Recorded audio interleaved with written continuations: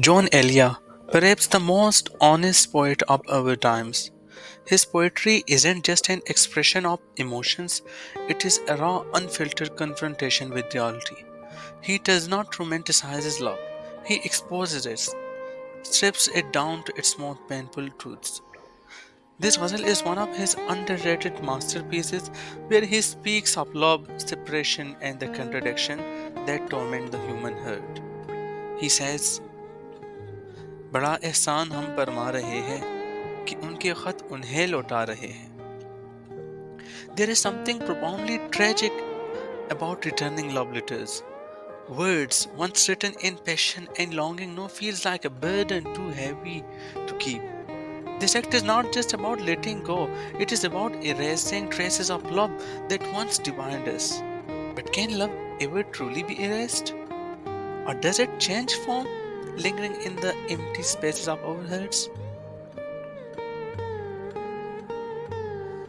नहीं तरके मोहब्बत पर ओ राजी कयामत है कि हम समझा रहे हैं. Here lies the greatest irony, convincing someone to abandon love.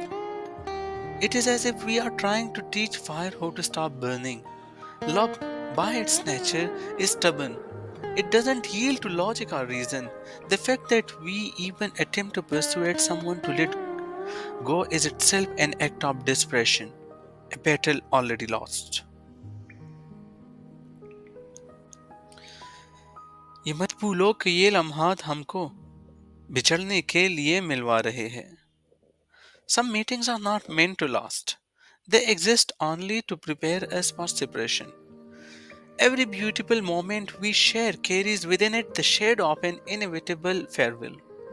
John Elia reminds us that even in the joy of togetherness, the pain of separation is already taking a shape. तेरी बाहों से हिजरत करने वाले नए माहौल से घबरा रहे हैं. Living is never easy.